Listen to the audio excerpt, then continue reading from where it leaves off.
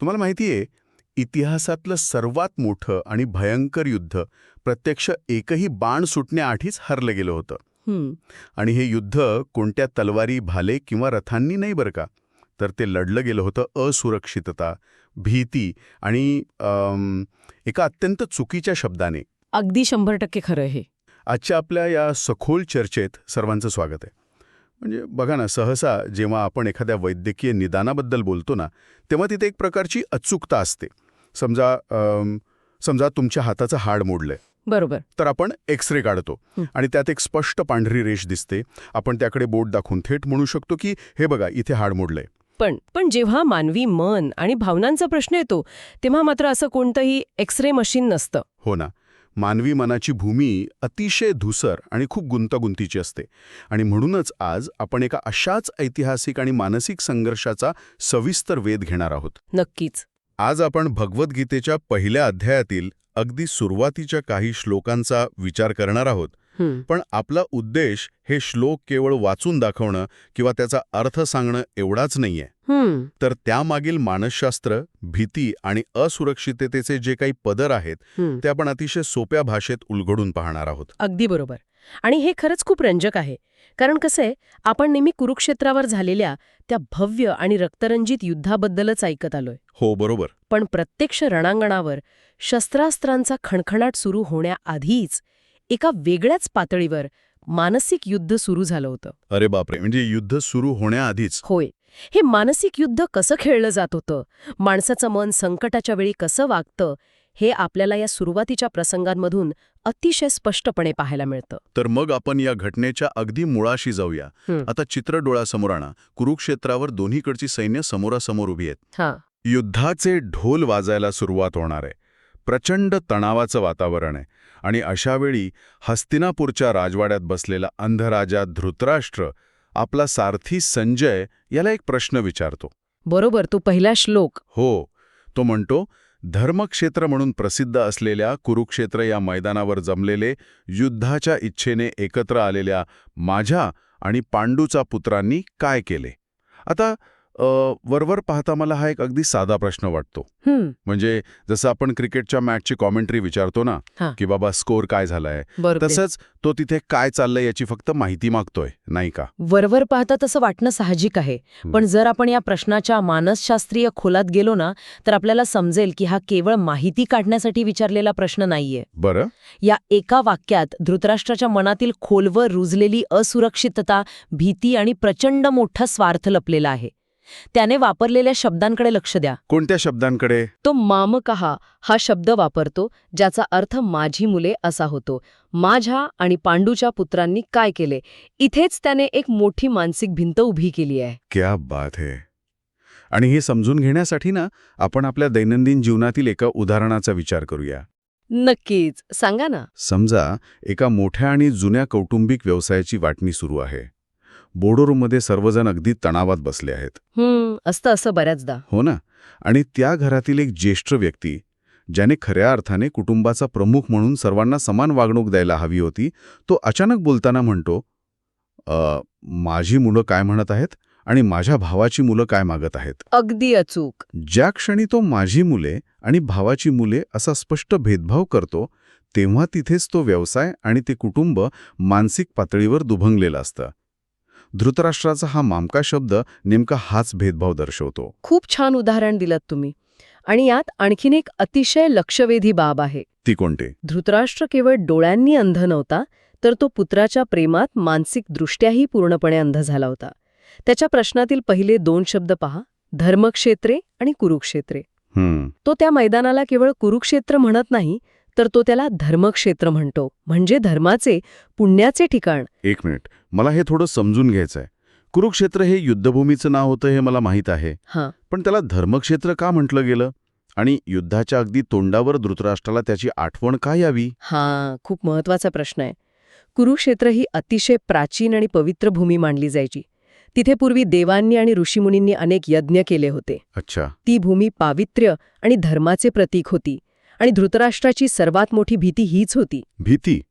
कसली भीती? त्याला आतून कुठेतरी पक्क माहीत होतं की आपली मुले म्हणजे कौरव हे अधर्माच्या बाजूने, अन्यायाच्या बाजूने उभे आहेत. आणि पांडव हे खऱ्या अर्थाने धर्माच्या बाजूने आहेत.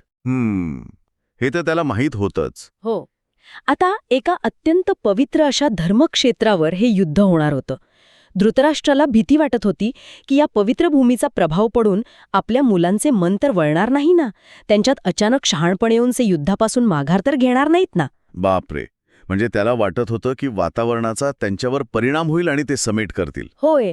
आणि त्याची दुसरी भीती याहूनही मोठी होती. ती काय?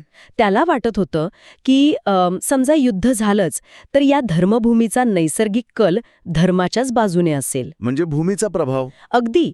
म्हणजे ही पवित्र भूमी पांडवांनाच अनुकूल ठरेल आणि आपल्या मुलांचा पराभव होईल.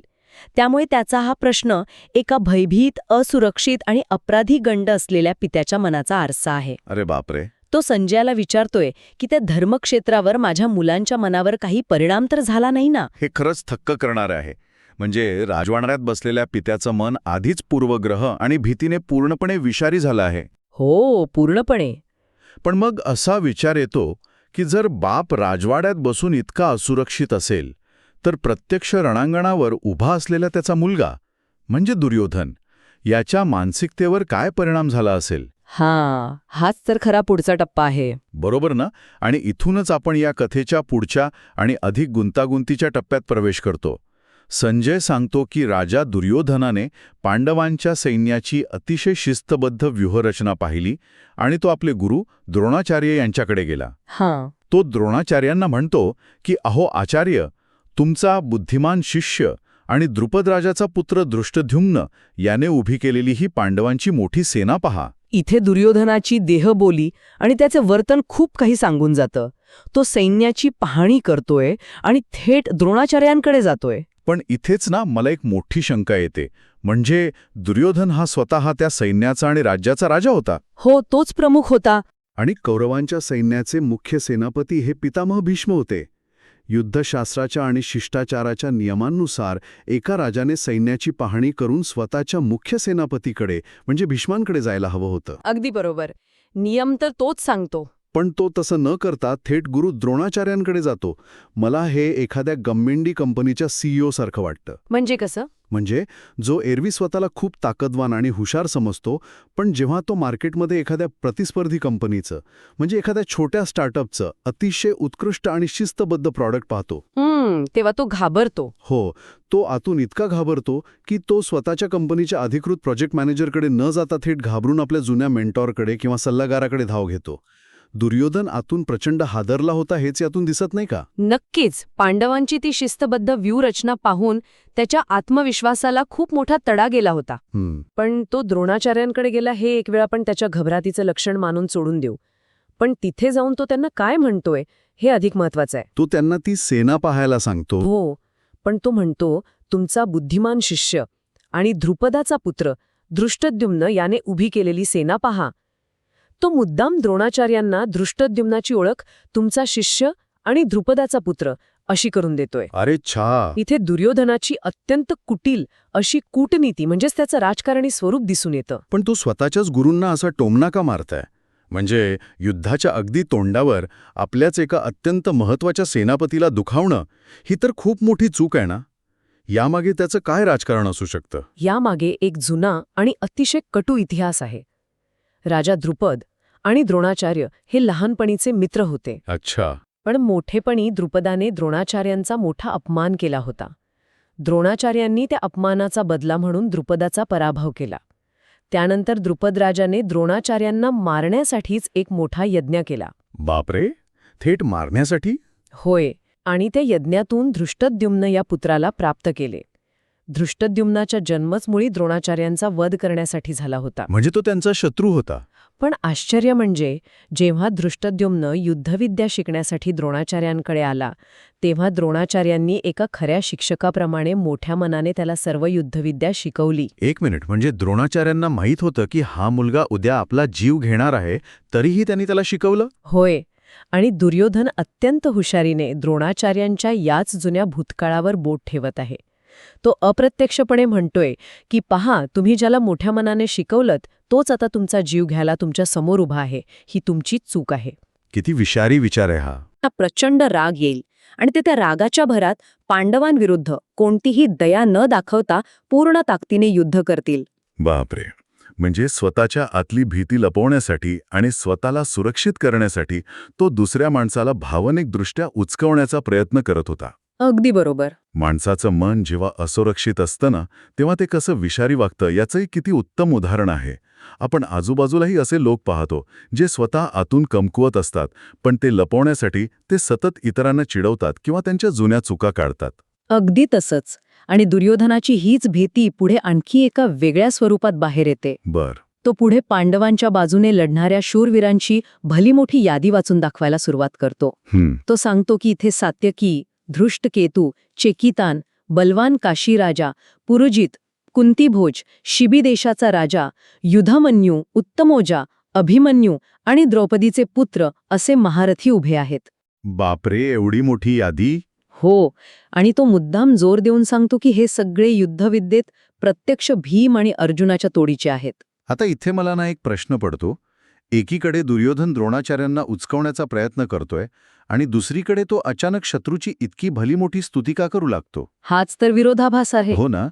म्हणजे गणितीय दृष्टिकोनातून विचार केला तर कौरवांकडे 11 अक्षौहिणी सेना होती, पांडवांकडे फक्त 7 अक्षौहिणी सेना होती. बरोबर. कौरवांकडे भीष्म, द्रोण, कर्ण, कृपाचार्य यांच्यासारखे असे योद्धे होते ज्यांना हरवणं जवळजवळ अशक्य होतं. कागदावर दुर्योधन ही युद्ध आधीच जिंकलेला होता, मग तरी तो शत्रूच्या गोटातील एकेका योद्ध्याचं नाव घेऊन त्यांची ताकद का मोजत होता? हां, स्वतःच्याच सैन्यासमोर शत्रूची एवढी स्तुती करण्यामागे त्याची काय रणनीती असू शकते? हीच तर गोम आहे. खरं तर ही कोणतीही रणनीती नव्हतीच. मग काय होतंय? अमिगडाला हायजॅक म्हणतो ना, त्याचे स्पष्ट लक्षण होते. Amygdala hijack. हो, आधुनिक मानसशास्त्र सांगते की जेव्हा माणूस आतून असुरक्षित असतो, जेव्हा त्याला इम्पॉस्टर सिंड्रोमसारखी भावना ग्रासते, तेव्हा त्याच्या स्वतःच्या क्षमतांवरचा विश्वास उडून जातो. बरोबर आहे. अशा वेळी मानवी मेंदू धोक्याचे संकेत खूप मोठे करून दाखवतो. त्याला कन्फर्मेशन बायस असंही म्हणतात. तो फक्त समोरच्याची ताकदच पाहू लागतो. म्हणजे तो स्वतःच्या मनालाच घाबरवत होता. जसं आपण एखाद्या कठीण प्रसंगात स्वतःलाच सांगत बसतो की समोरचा किती हुशार आहे, त्याच्याकडे किती साधनं आहेत, आणि आपण स्वतःलाच अधिक कमकुवत बनवतो. अगदी तसंच. जेव्हा तुम्ही तुमच्या भीतीला शब्दात मांडता, जेव्हा तुम्ही ती बोलून दाखवता, तेव्हा ती भीती तुमच्या मनात अधिक वास्तववादी आणि मोठी बनते. अरे बापरे.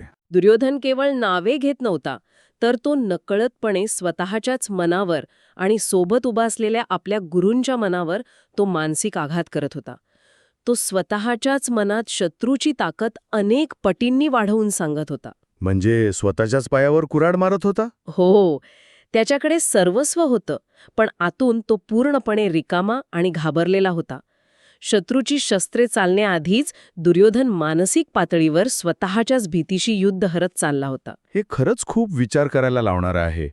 आपण नेहमी ताकद शस्त्रांमध्ये, पैशांमध्ये किंवा संख्येत मोजतो, पण खरी ताकद तर मनाच्या स्थिरतेत असते. अगदी. दुर्योधनाचं हे वागणं म्हणजे एखाद्या मोठ्या कॉर्पोरेट कंपनीच्या मालकाने आपल्या हजारो कर्मचाऱ्यांसमोर उभं राहून प्रतिस्पर्धी कंपनीच्या छोट्या टीमचं सतत कौतुक करण्यासारखं आहे. त्यामुळे स्वतःच्याच टीमचं मनोबल पूर्णपणे खचून जाईल. नक्कीच. आणि दुर्योधनालाही बहुधा या गोष्टीची लगेचच जाणीव होते बरं का, कारण तो अचानक आपला ट्रॅक बदलतो. होय, शत्रूची भली मोठी यादी सांगून झाल्यावर त्याला अचानक जाणवतं की अरे, आपण हे काय बोलतोय. आपल्या या बोलण्याने द्रोणाचार्य आणि इतर सैनिक निराश होऊ शकतात. म्हणून तो घाईघाईने स्वतःला सावरण्याचा प्रयत्न करतो आणि द्रोणाचार्यांना म्हणतो, अहो द्विज श्रेष्ठ, आता आपल्याकडील मुख्य अधिकारी कोण आहेत ते ऐका. आणि मग तो स्वतःच्या बाजूच्या लोकांची नावे घ्यायला सुरुवात करतो. तो सांगतो, आपण स्वतः, द्रोणाचार्य, पितामह भीष्म, कर्ण, कृपाचार्य, अश्वत्थामा, विकर्ण आणि भूरिश्रवा. आता इथेही त्याचे राजकारण स्पष्ट दिसते. तो सर्वात आधी द्रोणाचार्य आणि भीष्म यांची नावे घेतो, कारण त्याला माहीत होतं की या 2 महत्त्वाच्या स्तंभांना खुश ठेवणं, त्यांचा अहंकार सुखावणं त्याला या घडीला सर्वात गरजेचं होतं. पण इथेच या संपूर्ण कथेतील सर्वात मोठा आणि नाट्यमय वळणबिंदू येतो. कोणता? ही यादी सांगताना तो एक असं वाक्य बोलून जातो जे संपूर्ण गीतेतील सर्वात गूढ आणि अंगावर काटा आणणाऱ्या वाक्यांपैकी एक आहे. अरेच्छा, असं काय बोलतो तो? तो म्हणतो, अन्ये च बहवः शूरा मदर्थे त्यक्त जीविताः. याचा अर्थ असा की आणखीही अनेक शूरवीर आहेत जे नाना प्रकारची शस्त्रे चालवण्यात निपुण आहेत आणि जे माझ्यासाठी प्राण द्यायला तयार आहेत. माझ्यासाठी प्राण द्यायला तयार आहेत. म्हणजे त्याला असं म्हणायचं होतं का की हे लोक माझ्याशी इतके एकनिष्ठ आहेत की ते माझ्यासाठी आपला जीवही पणाला लावू शकतात. एका नेत्याला आपल्या सैन्याबद्दल असंच वाटणं अपेक्षित आहे ना? त्याला नक्कीच तसंच म्हणायचं होतं. त्याला आपली ताकद आणि आपल्या सैनिकांची आपल्यावरील निष्ठा द्रोणाचार्यांना दाखवून द्यायची होती. पण इथेच त्याच्या अंतर्मनाचा आणि नियतीचा खेळ सुरू होतो. मानसशास्त्रात फ्रॉइडियन स्लिप नावाची एक अत्यंत महत्वाची संकल्पना आहे. फ्रॉइडियन स्लिप म्हणजे जसं अनेकदा आपल्या बाबतीत होतं, आपण एखाद्या अत्यंत महत्वाच्या इंटरव्ह्यूला किंवा मीटिंगला जातो. बरोबर. आपण बाहेरून खूप आत्मविश्वास दाखवण्याचा प्रयत्न करत असतो, पण आतून आपण प्रचंड घाबरलेले असतो. आणि बोलता बोलता अचानक नकळतपणे आपल्या तोंडातून असा एखादा शब्द बाहेर पडतो जो आपली आतली भीती किंवा आपले खरे विचार उघड करून जातो. जीभ घसरते आणि खरं तेच बाहेर येतं. अगदी तसंच. दुर्योधनाला म्हणायचे होते की हे योद्धे माझ्यासाठी प्राण पणाला लावायला आले आहेत, पण त्याच्या तोंडून जो संस्कृत शब्द बाहेर पडला तो होता त्यक्त जीवितः. त्यक्त जीवितः म्हणजे काय? त्यक्त म्हणजे सोडून दिलेले किंवा गमावलेले, म्हणजे ज्यांनी आधीच आपले प्राण सोडून दिले आहेत. बापरे. नकळतपणे अज्ञानातून का होईना त्याच्या तोंडून अंतिम सत्यच बाहेर पडले. हे सर्व योद्धे भीष्म, द्रोण, कर्ण आणि तो स्वतः खरोखरच या युद्धात स्वतःचे प्राण गमावणार होते. हे खरंच अंगावर काटा आणणार आहे. ते सर्वजण मरणार होते. दुर्योधनाला वाटत होतं की तो सैन्याचं मनोबल वाढवतोय, पण आतल्या भीतीमुळे त्याच्या तोंडून मृत्यूचेच शब्द बाहेर पडले. क्या बात है. म्हणजे शब्दशः विचार केला तर दुर्योधन युद्धाच्या सुरुवातीलाच स्वतःच्याच सैन्याचं मृत्यूचं प्रमाणपत्र वाचून दाखवत होता. होय, अगदी तसंच. यावरून समजतं की आपलं अंतर्मन कधीच खोटं बोलू शकत नाही. वरवर आपण किती मोठा आव आणला, किती गर्जना केल्या किंवा स्वतःला शूर भासवण्याचा प्रयत्न केला, तरी आतली भीती, आतलं सत्य शब्दांतून कुठून ना कुठून बाहेर डोकावतंच. म्हणूनच आपण सुरुवातीला म्हटलं ना की हे युद्ध फक्त मैदानावरचं नव्हतं. शस्त्रास्त्रांच्या खणखणाटाआधीच भीतीने, असुरक्षिततेने आणि कूटनीतीने मनाच्या पातळीवरचं युद्ध आधीच जिंकलं होतं. धृतराष्ट्राचा भेदभाव आणि दुर्योधनाची भीती यांनी त्यांच्या विनाशाचा पाया आधीच रचला होता. खरंच, आजच्या या सखोल चर्चेत आपण भगवद्गीतेच्या पहिल्या 9 श्लोकांचा वेध घेतला. आणि सर्वात आश्चर्यकारक गोष्ट म्हणजे या 9 श्लोकांमध्ये कुठेही प्रत्यक्ष युद्धाची, मारामारीची किंवा शस्त्रास्त्रांची सुरुवात झालेली नाहीये. हां, तरी सगळं तिथेच घडतंय. हो ना. आपण पाहिलं की धृतराष्ट्राचा माझे आणि परके हा भेदभाव कसा सगळ्यात मोठ्या विनाशाला आमंत्रण देतो. दुर्योधनाची आतली असुरक्षितता त्याला कसं कुटील राजकारणाकडे वळवते. तो स्वतःच्याच गुरूंचा अपमान कसा करतो आणि आपल्याच शत्रूची स्तुती करून स्वतःला मानसिकदृष्ट्या कसं कमकुवत करतो. अगदी बरोबर. आणि सर्वात शेवटी स्वतःची ताकद सिद्ध करण्याच्या नादात तो फ्रॉइडियन स्लीपमधून स्वतःच्याच विनाशाची भविष्यवाणी कशी करतो, हे मानवी स्वभावाचं अतिशय अचूक आणि भेदक दर्शन घडवणार आहे. आजच्या या चर्चेतून आपण एक अत्यंत महत्वाची गोष्ट नक्कीच सोबत घेऊन जाऊ शकतो. कोणती गोष्ट? कुरुक्षेत्र केवळ एक ऐतिहासिक किंवा भौगोलिक मैदान नव्हते, तर ते आपल्या प्रत्येकाच्या मनात असते. आज हजारो वर्षांनंतरही आपण आपल्या आयुष्यात स्वतःपुरता विचार करून माझे आणि दुसऱ्याचे अशा भिंती उभ्या करतो का? खूप महत्वाचा प्रश्न आहे हा. जेव्हा आपण एखाद्या मोठ्या संकटाचा किंवा आव्हानाचा सामना करतो, तेव्हा आपण दुर्योधनासारखे इम्पोस्टर सिंड्रोमने ग्रासून भीतीने आणि असुरक्षिततेने चुकीचे निर्णय घेतो, की शांतपणे स्वतःच्या आत डोकावून आपली खरी ताकद ओळखतो?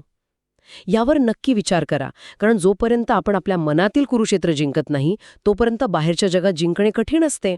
अगदी 100% खरं आहे हे. आपण चर्चेच्या सुरुवातीला त्या एक्स-रे आणि वैद्यकीय निदानाच्या रूपकाबद्दल बोललो होतो. हो, हाडांचा एक्स-रे. हाडांचा एक्स-रे काढणं सोपं आहे. त्यात सगळं पांढऱ्या आणि काळ्या रंगात स्पष्ट दिसतं. पण मनाचा, विचारांचा आणि भावनांचा एक्स-रे काढणारं कोणतंही मशीन आजपर्यंत तयार झालेलं नाहीये. नक्कीच नाही. धृतराष्ट्र आणि दुर्योधनाच्या मनात चाललेलं हे गुंतागुंतीचं युद्ध आपल्याला याच धूसर मानसिकतेची जाणीव करून देतं. बाहेरून सर्व काही भव्य, ताकदवान आणि पजेय दिसत असलं तरी आतल्या अंधारलेल्या खोपऱ्यात केवळ भीतीचेच राज्य असू शकतं. ही जाणीवच आपल्याला स्वतःच्या आत डोकावून पाहायला भाग पाडते. या अत्यंत विचारप्रवर्तक आणि खोल विचारासोबतच आपली आजची ही चर्चा आपण इथेच थांबूया. तुम्हीही तुमच्या मनातील या सूक्ष्म युद्धांवर नक्की लक्ष ठेवा. इतिहासातली सर्वात मोठी आणि भयंकर युद्धे शस्त्रांनी नव्हे तर आवाजाने आणि मानसिकतेने जिंकली गेली आहेत. हे विधान ऐकायला थोडं विचित्र वाटेल, बरोबर? हो, वरवर पाहता तसं वाटू शकतं. पण समजा मी असं सांगितलं की जगातल्या एका अत्यंत भीषण युद्धाचा निकाल पहिली तलवार म्यानातून बाहेर निघण्यापूर्वीच लागला होता आणि तो निकाल ठरवला होता केवळ एका बाजूच्या गोंधळलेल्या आवाजाने आणि दुसऱ्या बाजूच्या खणखणीत स्पष्ट शंखनादाने. हे विधान अतिशयोक्ती वाटू शकतं, पण जर आपण मानवी मानसशास्त्राच्या मुळाशी गेलो ना, तर हेच 100% सत्य आहे. अगदी खरंय. आणि म्हणूनच आजची आपली जी सखोल चर्चा अतिशय रंजक असणार आहे. आपण आज भगवद्गीतेच्या पहिल्या अध्यायाच्या सुरुवातीच्या भागातील एका अत्यंत रोमांचक टप्प्यावर लक्ष केंद्रित करणार आहोत. हो, हा तो क्षण आहे जेव्हा प्रत्यक्ष युद्धाला तोंड फुटण्यापूर्वी दोन्ही बाजूंची मानसिकता आणि रणधुमाळीची सुरुवात होते. युद्धभूमीवर शरीरे लढण्याआधी दोन भिन्न मानसिकता एकमेकांशी भिडत असतात. आपण अनेकदा फक्त युद्धाच्या कथा ऐकतो, पण प्रत्यक्ष युद्ध सुरू होण्यापूर्वी माणसाच्या मनात काय चालते, भीती आणि आत्मविश्वास कसा व्यक्त होतो, हे यातून शिकण्यासारखं आहे. नक्कीच. आणि हे सर्व वयोगटातील लोकांसाठी दैनंदिन जीवनातील संघर्षासारखेच आहे. इतिहास आपल्याला फक्त काय घडलं हे सांगतो, पण या अशा सखोल संदर्भांमधून आपल्याला ते तसंच का घडलं यामागचं मानवी मानसशास्त्र समजतं. बरोबर. तर मग कोणत्याही विलंबाशिवाय आपण या माहितीच्या प्रवासाला सुरुवात करूया. आज आपण जो संदर्भ वापरतोय त्यात ही कथा सुरू होते ती थेट कौरवांचा राजा दुर्योधन याच्या मानसिकतेपासून. हो, दुर्योधन दोन्ही सैन्यांकडे पाहतोय. अगदी. दोन्ही सैन्य समोरासमोर उभी आहेत आणि दुर्योधन आपल्या स्वतःच्या सैन्याकडे आणि समोरच्या पांडवांच्या सैन्याकडे पाहून एक निरीक्षण नोंदवतो. तो म्हणतो की आपलं कौरवांचं सैन्य अपरिमित आहे. अपरिमित म्हणजे ज्याला कोणतीही मर्यादा नाही. हो, जे अफाट आहे आणि या सैन्याचं रक्षण प्रत्यक्ष पितामह भीष्म करत आहेत. त्याचवेळी तो पांडवांच्या सैन्याला परिमित म्हणजे अतिशय सीमित, मर्यादित म्हणतो, ज्याचं रक्षण भीम करत आहे. आता इथे तुम्ही बघा, हे एका बलाढ्य आणि आत्मविश्वासाने भरलेल्या राजाचं वक्तव्य वाटू शकतं. तो आपल्या अफाट ताकदीचा अभिमानाने उल्लेख करत असावा असं चित्र उभं राहतं. पण इथेच तर मला एक प्रश्न पडतो. कोणता? ठीक आहे, आपण हे थोडं उलगडून पाहूया. जर दुर्योधनाकडे स्वतःच्याच म्हणण्यानुसार अपरिमित सैन्य आहे, त्याच्या बाजूने लढण्यासाठी जीवावर उदार झालेले अनेक प्रकारच्या शस्त्रास्त्रांनी सज्ज योद्धे आहेत, तर मग तो अचानक आपल्या सर्व सैनिकांना एक विचित्र आदेश का देतो? तो आदेश कोणता? तो म्हणतो की सर्व प्रवेश मार्गांवर ठरलेल्या योजनेप्रमाणे उभ्या असलेल्या आपण सर्वांनी फक्त भीष्मांचंच रक्षण करावे. अच्छा. म्हणजे एकीकडे तो म्हणतोय की माझं सैन्य अमर्याद आहे आणि दुसरीकडे तो सर्वांना फक्त एकाच माणसाला सुरक्षित ठेवण्यासाठी सांगतोय. हा विरोधाभास नाहीये का? यात सर्वात आश्चर्यकारक बाब म्हणजे हाच तो विरोधाभास आहे जो त्याची खरी मानसिकता दाखवतो. आणि या प्रश्नाच्या उत्तरातच दुर्योधनाच्या मानसिकतेचं सगळं रहस्य दडलेलं आहे. पण मला इथे थोडं स्पष्टीकरण हवंय. त्याच्याकडे एवढं मोठं सैन्य होतं. गणिताच्या हिशोबाने किंवा व्यावहारिकदृष्ट्या पाहिलं तर त्याने पूर्णपणे निश्चिंत असायला हवं. बरोबर. मग ही असुरक्षितता नेमकी आली कुठून? एखाद्या चांगल्या सेनापतीने आपल्या मुख्य योद्ध्याला सुरक्षित ठेवणं ही तर एक साधी रणनीती असू शकते ना? तुमचं म्हणणं तर्काला धरून आहे, पण इथे मानसशास्त्र रणनीतीवर मात करतं. सैन्य अपरिमित असलं तरी दुर्योधनाच्या मनात एक सुप्त भीती आहे. सुप्त भीती? हो. जर आपण या संपूर्ण परिस्थितीचा बारकाईने अभ्यास केला तर लक्षात येतं की ही केवळ रणनीती नव्हती, तर ती त्याच्या अपराधाच्या भावनेतून आणि आतल्या पोकळीतून आलेली खोलवर रुजलेली भीती होती. बापरे. दुर्योधनाला माहीत होतं की आपण जे करतोय ते सत्याला धरून नाहीये. जेव्हा तुमचा पाया खोटा असतो तेव्हा बाहेरून तुम्ही कितीही मोठे आणि शक्तिशाली दिसत असलात तरी आतून तुम्ही सतत घाबरलेले असता. म्हणजे बाहेरून कितीही मोठी फौज असली तरी आतून तो कमकुवत होता. अगदी तसंच. मला इथे एक नेहमीच्या आयुष्यातलं रूपक द्यावंसं वाटतं. समजा एका मोठ्या कंपनीचा बॉस आहे. त्याच्याकडे खूप मोठी टीम आहे, हजारो कर्मचारी आहेत. सगळी अत्याधुनिक संसाधने उपलब्ध आहेत. पण तरीही तो एका छोट्या 5-10 जणांच्या अत्यंत हुशार प्रतिस्पर्धी कंपनीला सतत घाबरून असतो. वाव, हे रूपक अतिशय अचूक आहे. हो ना? कारण त्याला आतून कुठेतरी माहीत असतं की आपला प्रॉडक्ट चांगला नाहीये, पण त्या छोट्या स्टार्टअपचा पाया मजबूत आहे. दुर्योधनाची अवस्था अशीच काहीशी होती का? हो. त्या मोठ्या कंपनीच्या बॉससारखीच दुर्योधनाची अवस्था होती. संख्याबळ जास्त असलं तरी त्याला आतून कुठेतरी वाटत होतं की आपण कमकुवत आहोत. अच्छा. आणि म्हणूनच तो स्वतःला आणि आपल्या सैन्याला दिलासा देण्यासाठी भीष्मांसारख्या महापराक्रमी योद्ध्यावर अवलंबून आहे. त्याला वाटतं की जर भीष्म पडले तर आपला हा खोटा डोलारा कोसळेल. हे खरंच खूप सखोल आहे. एका वाक्यातून माणसाच्या आतली किती मोठी असुरक्षितता बाहेर येऊ शकते हे यातून दिसतं. हो, जेव्हा नेतृत्व स्वतःच्या क्षमतेवर आणि सत्यावर शंका घेतं तेव्हा ते एकाच मजबूत स्तंभाच्या मागे लपण्याचा प्रयत्न करतं. आता या कथेला थोडं पुढे नेऊया. कौरवांचे सेनापती आणि दुर्योधनाचे पितामह भीष्म हे अत्यंत अनुभवी होते. दुर्योधनाची ही आतली घालमेल कदाचित त्यांनी बरोबर ओळखली असावी. नक्कीच ओळखली असणार. कारण त्यानंतर त्यांची जी प्रतिक्रिया येते ती खूपच नाट्यमय आहे. दुर्योधनाची घालमेल ओळखून भीष्मांनी मोठ्याने सिंहनाद करत आपला शंख वाजवला. आणि तो सिंहनाद म्हणजे निव्वळ युद्धाची घोषणा नव्हती. मग काय होतं ते? जर आपण याचा मोठ्या संदर्भाशी संबंध जोडला तर लक्षात येतं की दुर्योधनाच्या अंतःकरणात आनंद आणि धैर्य निर्माण करण्यासाठी भीष्मांनी तो सिंहनाद केला. जणू काही ते सांगत होते की घाबरू नकोस, मी अजून उभा आहे. अगदी बरोबर. ती एका अनुभवी पण हतबल सेनापतीने आपल्या घाबरलेल्या राजाला दिलेली मानसिक उभारी होती. आणि त्यानंतर जे घडलं ते तर अजूनच थरारक आहे. भीष्मांच्या शंखनादानंतर अचानक शंख, भेरी, पणव, आनक, गोमुख, नगारे, ढोल, मृदंग, शिंगे अशी अनेक वाद्ये एकदम वाजू लागली आणि प्रचंड आवाज झाला. हो, तो एक भयानक गोंधळ होता. आता इथे मला पुन्हा एकदा एक प्रश्न पडतो. हा अचानक झालेला भयानक आवाज केवळ युद्धाची घोषणा होता की त्यामागे काही मानसशास्त्रीय कारणं होते? यामागे पूर्णपणे मानसशास्त्र आहे. मला इथे एक वेगळं दैनंदिन जीवनातील उदाहरण आठवतंय. जसं एखाद्या क्रिकेट स्टेडियममध्ये सामना सुरू होण्यापूर्वी प्रेक्षक अचानक जोराने ओरडून आपल्या संघाचा उत्साह वाढवतात. किंवा जसं एखादा माणूस रात्रीच्या वेळी एका निर्जन रस्त्यावरून एकटाच चाललाय आणि त्याला आतून प्रचंड भीती वाटतेय, तेव्हा तो स्वतःशीच मोठ्याने बोलायला लागतो किंवा शिट्टी वाजवतो. हो, तो स्वतःचीच भीती लपवण्यासाठी हा गोंधळ घालत असतो. कौरवांचा तो प्रचंड आवाज असाच काहीसा होता का? तुम्ही अगदी मर्मावर बोट ठेवलत. हा आवाज केवळ वाद्यांचा नव्हता. तो कौरव सैन्याच्या सामूहिक असुरक्षिततेचा स्फोट होता. बापरे, सामूहिक असुरक्षिततेचा स्फोट? हो. मानसशास्त्र आपल्याला सांगतं की जेव्हा लोक आतून प्रचंड घाबरलेले असतात तेव्हा ते खूप मोठा आणि गोंधळलेला आवाज करून स्वतःची भीती झाकण्याचा प्रयत्न करतात. म्हणजे तो आवाज त्यांची एकजूट नव्हती? अजिबात नाही. तो फक्त एक गोंधळ होता. त्या आवाजाला कोणतीही दिशा नव्हती. त्यानंतरचे वाद्यांचे वर्णन हे युद्धभूमीवरील गोंधळ आणि भीतीदायक वातावरणाची जाणीव करून देते. वाह, घाबरलेली माणसं मोठा आणि गोंधळलेला आवाज करतात हे वाक्य अगदी लिहून ठेवण्यासारखं आहे. आता इथेच खरी रंजक गोष्ट समोर येते. सांगा. एका बाजूला हा प्रचंड आणि गोंधळलेला आवाज आहे, पण या आवाजाला समोरून म्हणजे पांडवांच्या बाजूने कसं प्रत्युत्तर मिळतं? इथेच तर दोन्ही बाजूंच्या मानसिकतेतला खरा फरक स्पष्ट होतो. नंतर पांढरे घोडे जोडलेल्या एका उत्तम मोठ्या रथात बसलेल्या श्रीकृष्ण आणि अर्जुन यांनी आपले दिव्य शंख वाजवले. हो, माधव आणि अर्जुन त्यांनी दिव्य शंख वाजवले. कौरवांच्या आवाजाबद्दल बोलताना फक्त वाद्यांचे प्रकार सांगितले आहेत. पण पांडवांची वेळ येते तेव्हा संदर्भ पूर्णपणे बदलतो. हो, मी तेच नोंदवत होतो.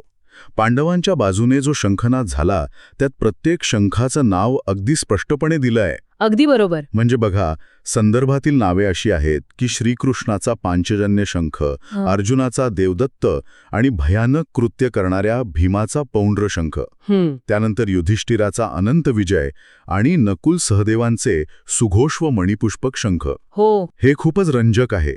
कौरवांच्या बाजूने केवळ वाद्यांचा गोंधळ होता, पण पांडवांच्या बाजूने प्रत्येक शंखाचे एक विशिष्ट नाव आणि ओळख आहे. हेच तर या पूर्ण संदर्भाचं सर्वात सुंदर आणि सखोल सार आहे. कौरवांचा आवाज हा एकत्रित आणि गोंधळलेला होता, तर पांडवांचा शंखनाद हा स्पष्ट, ओळख असलेला आणि आत्मविश्वासपूर्ण होता.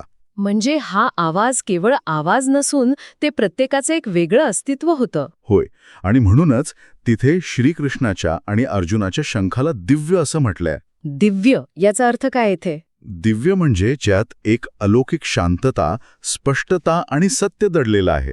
तो गोंधळ नाहीये. अच्छा. आणि भीमाच्या शंखाबद्दल जे म्हटले तेही खूप विशिष्ट आहे. हो, भीमाचं वर्णन भयानक कृत्य करणारा असे का केले आहे हे समजून घेण्यासारखं आहे. पोंड्र शंख वाजवताना त्याची ती आक्रमक पण संघटित आणि दिशा असलेली ऊर्जा दिसून येते. संघटित आणि दिशा असलेला आत्मविश्वास हे खरंच अंगावर काटा आणणारं आहे. कौरवांकडे एक गर्दी होती तर पांडवांकडे एक उत्तम टीम होती. अगदी तसंच. जेव्हा तुमची सत्सद विवेकबुद्धी जागृत असते तेव्हा तुम्हाला तुमचा आवाज लपवण्यासाठी दुसऱ्या कोणत्याही गोंधळाची गरज भासत नाही. बरोबर, तुमचा आवाज स्पष्ट आणि वेगळाच उठून दिसतो. आता आपण या माहितीच्या पुढच्या टप्प्याकडे वळूया. प्रमुख योद्ध्यांच्या शंखनादानंतर इतर सर्व पांडवपक्षीय योद्ध्यांनीही आपापले शंख वाजवले. हो, तिथेही तुम्हाला एक विशिष्ट क्रम दिसून येईल. हो ना. यात महाधनुर्धारी काशीराजा, महारथी शिखंडी, धृष्टद्युम्न, विराट, विजयी सात्यकी, द्रुपद, द्रौपदीचे पुत्र आणि सुभद्रेचा महाबलवान पुत्र अभिमन्यू यांचा समावेश होता. आणि चोहीकडून हा आवाज घुमू लागला. तर या सगळ्याचा नेमका अर्थ काय होतो? मला हे समजून घ्यायचंय की जेव्हा नेतृत्व खंबीरपणे उभे राहते, जसे श्रीकृष्ण आणि अर्जुन, तेव्हा बाकीचे सर्वजणही कसा आत्मविश्वास मिळवतात? याला आपण विश्वासाचा संसर्ग म्हणू शकतो. संपूर्ण संवादाचा सारांश मांडायचा झाला तर दुर्योधनाच्या असुरक्षिततेपासून ते पांडवांच्या एकजुटीच्या शंखनादापर्यंतचा हा प्रवास आहे. म्हणजे हा मानवी मनाचा भीतीकडून निर्भयतेकडे जाणारा प्रवास आहे. अगदी बरोबर. जेव्हा एखादा खंबीर नेतृत्व ठामपणे उभं राहतं तेव्हा बाकीचे सर्वजणही त्यांच्याकडून ऊर्जा घेतात. तो आत्मविश्वास एकाकडून दुसऱ्याकडे झिरपत जातो. आणि कौरवांच्या बाजूने नेमका उलटा, भीतीचा संसर्ग झाला होता. हो, दुर्योधन घाबरला होता. त्यामुळे त्याने भीष्मांना समोर केलं आणि त्या भीतीच्या लहरी संपूर्ण सैन्यात पसरल्या. पण पांडवांच्या बाजूने धैर्याचा संसर्ग झाला. म्हणजे चोहीकडून होणारा हा शंखनाद केवळ आवाज नसून ती एक समान ध्येयासाठी एकत्र आलेल्या लोकांची एक एकजूट आहे. हो, हा आवाज त्या समोरच्या गोंधळावर मात करणारा एक अभेद्य आवाज होता. खरंच, किती कमालीचा मानवी मानसशास्त्र या श्लोकांमध्ये दडलंय. आपण या सर्व माहितीचे साध्या शब्दांत एकत्रीकरण करूया. नक्कीच. आपण आज पाहिले की केवळ संख्याबळ म्हणजे ते अपरिमित सैन्य महत्वाचे नसते. तुमच्याकडे दुर्योधनासारखी अफाट संपत्ती असू शकते, पण तुमच्याकडे असलेला स्पष्ट दृष्टिकोन आणि आत्मविश्वास जास्त महत्वाचा असतो, जो आपल्याला पांडवांच्या दिव्य शंखनादात दिसून येतो. अगदी अचूक. जर तुमचा पाया सत्यावर उभा नसेल तर त्या सगळ्याचा काहीच उपयोग होत नाही. स्पष्ट दृष्टिकोन असेल तर अढळ आत्मविश्वास निर्माण होतो. अगदी खरंय. आपण या सखोल चर्चेच्या शेवटाकडे आलो आहोत. पण थांबण्यापूर्वी या सगळ्या चर्चेतून एक खूपच वेगळा विचार माझ्या मनात येतोय. कोणता विचार? एपिसोड संपवताना, म्हणजे आपली ही चर्चा संपवताना, आपण श्रोत्यांसाठी एक विचार करायला लावणारा प्रश्न नक्कीच सोडून जाऊया. हो, सांगा ना. श्रोत्यांनाही आवडेल असा विचार करायला. आपल्या आयुष्यात जेव्हा आपल्यासमोर एखादे मोठे संकट किंवा युद्ध उभं राहतं तेव्हा आपण आतून कसा आवाज निर्माण करतो? वा, हा खूपच महत्वाचा प्रश्न आहे. तो आवाज कौरवांसारखा गोंधळाचा आणि असुरक्षितेचा असतो की पांडवांसारखा स्पष्ट, दिव्य आणि आत्मविश्वासाचा असतो, याचा नक्की विचार करा. खरोखरच हा एक अत्यंत अंतर्मुख करणारा प्रश्न आहे. बाहेर गोंधळ असला तरी आतली स्पष्टता आपल्याला तारून नेते. अगदी बरोबर. तर या उत्साही आणि विचारप्रवर्तक स्वरात आपण आजच्या या माहितीच्या प्रवासाचा आणि सखोल चर्चेचा निरोप घेऊया. पुन्हा भेटूया अशाच नव्या संदर्भांसह. तोपर्यंत तुमचा स्वतःचा तो स्पष्ट आणि दिव्य शंखनाद शोधत रहा. कल्पना करा, जगातील सर्वोत्कृष्ट योद्धा, ज्याने आयुष्यातला प्रत्येक क्षण म्हणजे अगदी प्रत्येक श्वास केवळ युद्धाच्या तयारीसाठी वेचलाय. तो एका महाभयंकर रणांगणावर उभा आहे. अगदी बरोबर. त्याच्या हातात त्याचं सर्वात शक्तिशाली शस्त्र आहे. समोर शत्रू उभा आहे. युद्धाचं रणशिंग फुंकलं गेलंय. पण अचानक सगळंच बदलतं. हो, त्या सर्वोच्च क्षणी त्या योद्ध्याचे हात थरथरायला लागतात. त्याच्या शरीरातली सगळी शक्ती जणू कोणीतरी शोषून घेतं आणि तो आपले शस्त्र खाली टाकतो. एका क्षणात सर्वोत्कृष्ट योद्धा एका अत्यंत असहाय आणि मानसिक दृष्ट्या कोलमडलेल्या माणसात बदलतो. असं काय घडतं त्या एका क्षणात? हा खरोखरच मानवी इतिहासातील आणि साहित्यातील सर्वात मोठा आणि गूढ भावनिक धक्का मानला जातो. खरंय. आणि हे केवळ एका योद्ध्याचं शस्त्र खाली टाकणं नाहीये, तर ती मानवी मनाची एक अत्यंत गुंतागुंतीची प्रक्रिया आहे. जी आजच्या आधुनिक मानसशास्त्राच्या कसोटीवरही तितकीच अचूक उतरते. बापरे. आणि म्हणूनच आजच्या आपल्या या सखोल चर्चेत आपण याच नाट्यमय मानसिक अवस्थेचा वेध घेणार आहोत. नक्कीच. आपण श्रीमद भगवद्गीतेच्या पहिल्या अध्यायातील श्लोक 19 ते 29 यावर चर्चा करत आहोत. गीतेवरील आपल्या या विश्लेषणाचा हा तिसरा भाग आहे. आणि आजच्या चर्चेचा मुख्य उद्देश म्हणजे युद्धासाठी पूर्णपणे सज्ज असलेल्या अर्जुनाचा आत्मविश्वास अवघ्या काही क्षणात एका गंभीर मानसिक गोंधळात कसा बदलतो हे समजून घेणं. अगदी बरोबर. आजची आपली चर्चा फक्त एका प्राचीन युद्धाबद्दल नाहीये, तर मानवी मनाच्या, भावनांच्या आणि आपल्या आत चालणाऱ्या अदृश्य युद्धाबद्दल आहे. हो ना. ठीक आहे, आपण हे जरा उलगडून बघूया, अत्यंत सोप्या भाषेत आणि आपल्या रोजच्या जीवनातील उदाहरणांसह. हो, आपण श्लोक 19 पासून सुरुवात करूया. आपण मागच्या भागात पाहिलं होतं की कौरवांच्या बाजूने भीष्माचार्यांनी शंखनाद केला आणि त्याला उत्तर म्हणून पांडवांच्या बाजूनेही श्रीकृष्णाने आणि अर्जुनाने आपले शंख वाजवले. बरोबर. आता हा 19वा श्लोक सांगतो की आकाश आणि पृथ्वी यांना दुमदुमून टाकणाऱ्या या तुंबळ ध्वनीने कौरवांची हृदये विदीर्ण झाली. बापरे. आता बघा, हा केवळ एक आवाज नव्हता. प्राचीन काळात युद्धात ध्वनीचा वापर हा एक अत्यंत प्रगत मानसिक युद्धतंत्राचा भाग असायचा. मानसिक युद्धतंत्र म्हणजे नक्की काय? मला वाटायचं की शंख वाजवणे हे फक्त युद्ध सुरू झाल्याची घोषणा करण्यासाठी असायचं, म्हणजे जशी एखादी शिट्टी वाजते तसं. नाही, त्यामागे खूप मोठं विज्ञान होतं. अच्छा. जेव्हा हजारो शंख, ढोल आणि नगारे एकाच वेळी वाजतात ना, तेव्हा त्यातून निर्माण होणारी ध्वनीची कंपनं मानवी शरीरावर थेट परिणाम करतात. अरे छा. तो शंखनाद इतका प्रचंड होता की त्याने जणू आसमंत भेदून टाकला. जेव्हा एवढा मोठा आवाज होतो तेव्हा ऐकणाऱ्याच्या हृदयाचे ठोके अनियंत्रित होतात आणि मनात एक प्रकारची धडकी भरते. शत्रूचं मनोधैर्य खच्ची करणे, त्यांना मानसिकदृष्ट्या कमकुवत करणे हा त्यामागचा मुख्य उद्देश होता. म्हणजे प्रत्यक्ष तलवारी एकमेकांना भिडण्याआधीच हे युद्ध लोकांच्या डोक्यात सुरू झालं होतं तर. अगदी तसंच.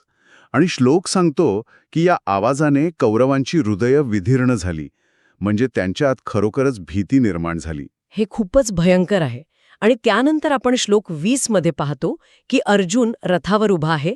या श्लोकात अर्जुनाच्या रथाचा उल्लेख कपिध्वज असा केला आहे. म्हणजे ज्याच्या रथाच्या ध्वजावर साक्षात मारुतीराया विराजमान आहेत. बरोबर. कौरवांचे सैन्य युद्धभूमीवर अगदी व्यवस्थित व्यूहरचना करून उभे राहिलेले पाहून अर्जुन आपले धनुष्य उचलतो. आणि ही कृती खूप काही सांगून जाते. धनुष्य उचलणं ही अत्यंत आत्मविश्वासाची कृती आहे.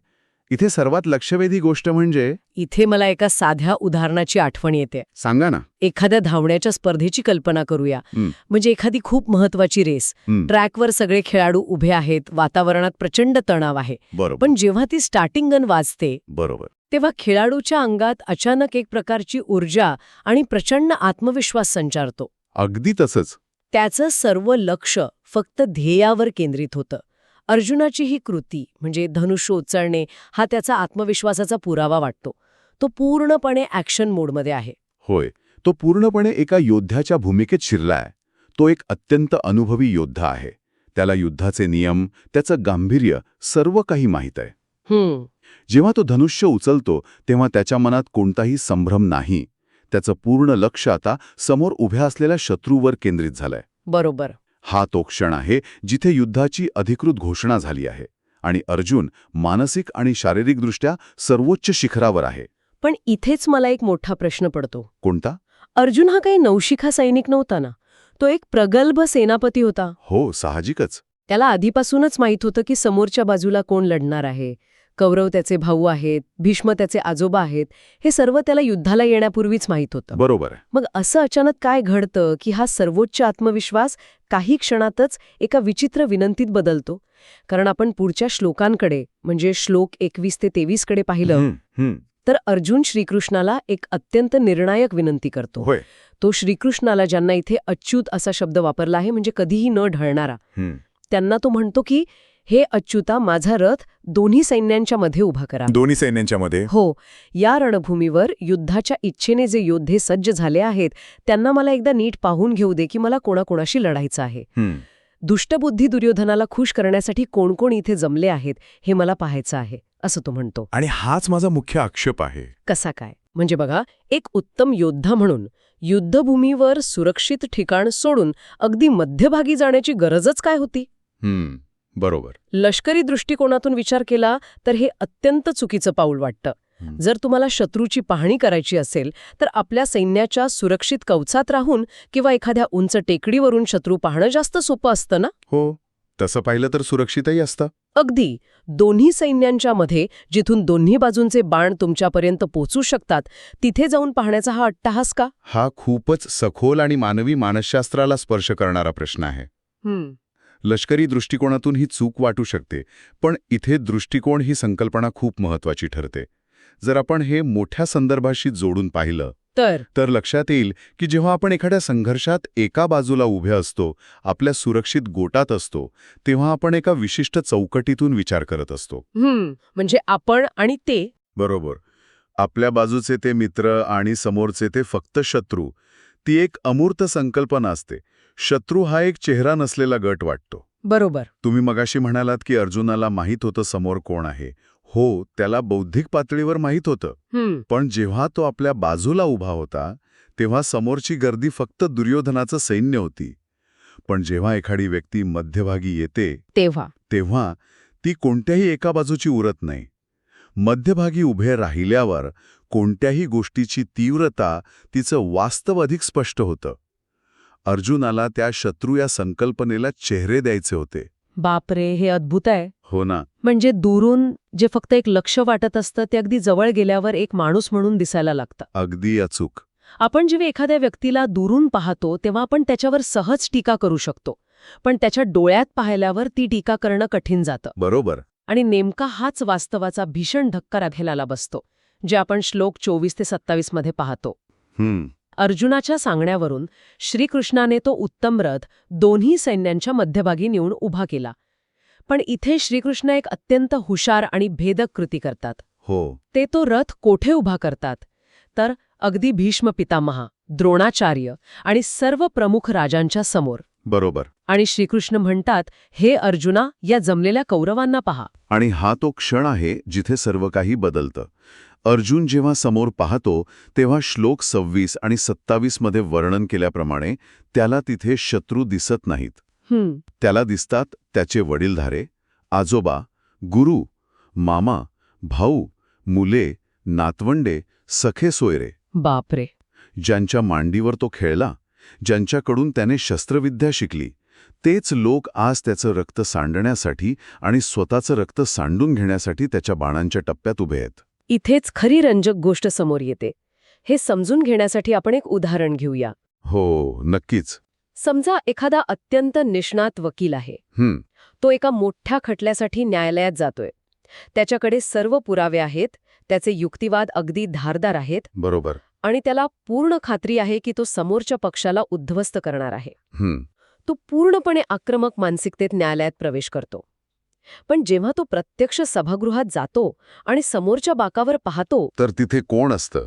त्याला तिथे कोणी अनोळखी विरोधक दिसत नाही, तर तिथे त्याचे स्वतःचे आई-वडील, त्याचे सर्वात जवळचे मित्र बसलेले दिसतात. बापरे, तो धक्का किती मोठा असेल. हो ना. विचार करा त्या वकिलाच्या मनाची अवस्था काय होईल. त्याची ती सर्व तांत्रिक तयारी, तो सर्व आक्रमकपणा एका सेकंदात नाहीसा होईल. अर्जुनाची अवस्था नेमकी अशीच झाली. हे उदाहरण एकदम चपखल आहे. अत्यंत कळकळीने आणि करुणेने व्याप्त झालेला अर्जुन आता शोकाकुल झालाय. मानसशास्त्रात या अवस्थेला वैचारिक विसंवाद किंवा कॉग्निटिव्ह डिसोनन्स म्हणतात. अच्छा. जेव्हा मानवी मेंदूमध्ये दोन अत्यंत परस्परविरोधी ओळख एकाच वेळी धडकतात तेव्हा मेंदू गोंधळून जातो. युद्धाची तांत्रिक तयारी आणि भावनिक तयारी यातील हा एक मोठा संघर्ष आहे. म्हणजे एकीकडे योद्धा आणि दुसरीकडे कुटुंबातला माणूस. अगदी तेच. आणि जेव्हा अशी परिस्थिती निर्माण होते तेव्हा त्या मानसिक द्वंद्वाचं रूपांतर एका मोठ्या भावनिक आणि शारीरिक आघातात होतं. आणि या भावनिक धक्क्याचा परिणाम फक्त त्याच्या मनापुरता मर्यादित राहत नाहीये. नाही, मुळीच नाही. श्लोक 28 आणि 29 मध्ये आपण पाहतो की अर्जुन श्रीकृष्णाला म्हणतो की हे कृष्णा, युद्धासाठी जमलेले हे सारे आपलेच लोक पाहून माझे अवयव गळून पडत आहेत. माझ्या शरीराला कंप सुटला आहे.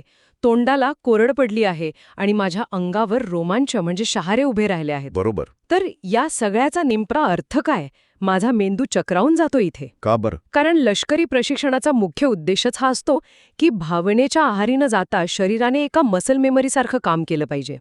हा शूरवीर अर्जुन अचानक इतका कमजोर कसा झाला? तोंडाला कोरड पडणे किंवा हातपाय थरथरणे हे एवढ्या मोठ्या वीराला कसं होऊ शकतं? इथेच या ग्रंथाची महानता दिसून येते.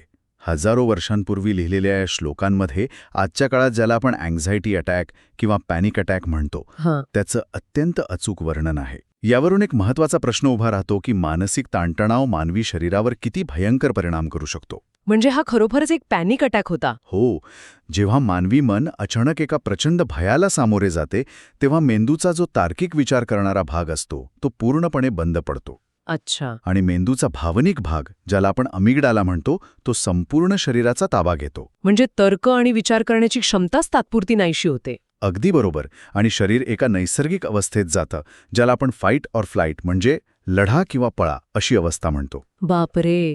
आता अर्जुनाच्या तोंडाला कोरड का पडली? कारण जेव्हा शरीराला प्रचंड मोठा धोका जाणवतो तेव्हा मेंदू पचनसंस्था तात्पुरती बंद करतो. अरे चा, म्हणजे पचन थांबल्यामुळे तोंडाला कोरड पडते. होय, कारण त्या क्षणी अन्नाचं पचन करण्यापेक्षा स्नायूंना रक्तपुरवठा करणं जास्त गरजेचं असतं. हे तर शुद्ध जीवशास्त्र आहे. आणि मग शरीराला कंप का सुटतो? कारण जेव्हा मेंदू शरीराला लढा किंवा पळा असा संदेश देतो तेव्हा स्नायूंमध्ये प्रचंड ऊर्जा निर्माण होते. पण जेव्हा ती ऊर्जा वापरली जात नाही तेव्हा स्नायू थरथरायला लागतात. म्हणजे ते थरथरणं हे ऊर्जेचं बाहेर पडणं आहे. अगदी. हृदयाची धडधड वाढते, अंगावर शहारे येतात आणि मेंदू सर्व ऊर्जा मुख्य अवयवांकडे वळवतो. त्यामुळे हात आणि पायांमधील ताकद निघून गेल्यासारखी वाटते. बापरे, हे ऐकून तर माझ्या अंगावर काटा येतोय. आपण नेहमी अर्जुनाला एक सुपर हिरो मानतो, पण इथे तो एका सामान्य माणसासारखा अत्यंत कमकुवत अवस्थेतून जात आहे. हो ना. आणि खरं सांगू, हे त्याला आपल्या अधिक जवळ आणतं. कारण आपल्यापैकी प्रत्येकाने कधी ना कधी या तीव्र घबराटीचा अनुभव घेतलेलाच असतो. एखाद्या महत्वाच्या मुलाखतीच्या वेळी छातीत धडधडणे हे सगळं आपल्याला किती ओळखीचं वाटतं. नक्कीच. आणि म्हणूनच ही चर्चा केवळ एका प्राचीन युद्धाची कथा राहत नाही. एका अत्यंत आत्मविश्वासाने भरलेल्या शूर योद्ध्याचा प्रवास अवघ्या काही क्षणांत एका भावनिक आणि शारीरिकदृष्ट्या कोलमडलेल्या माणसामध्ये कसा झाला याचा हा प्रवास आहे. अगदी खरंय. प्रत्येकाच्या आयुष्यात असे प्रसंग येतात जिथे आपले कर्तव्य आणि आपल्या भावना समोरासमोर उभ्या ठाकतात. ही प्राचीन कथा आजच्या जीवनातील भावनिक संघर्षाशी तंतोतंत जुळते. हो, बाहेरचं युद्ध थांबतं तेव्हा माणसाच्या आतलं युद्ध सुरू होतं. अगदी बरोबर. या चर्चेच्या शेवटी पोचताना माझ्या मनात एक वेगळाच विचार घोळतोय. कोणता विचार? जेव्हा अर्जुन एका बाजूला होता तेव्हा तो युद्धासाठी पूर्णपणे तयार होता. पण दोन्ही सैन्यांच्या मध्यभागी जाऊन जेव्हा त्याला स्पष्ट सत्य दिसलं तेव्हा तो कोसळला. हो. तर मला सांगा, जर स्पष्टता आणि वास्तव समोर आल्यावर इतकं दुःख आणि मानसिक संभ्रम निर्माण होत असेल, तर मग अज्ञानात राहणं जास्त सोपं आहे का?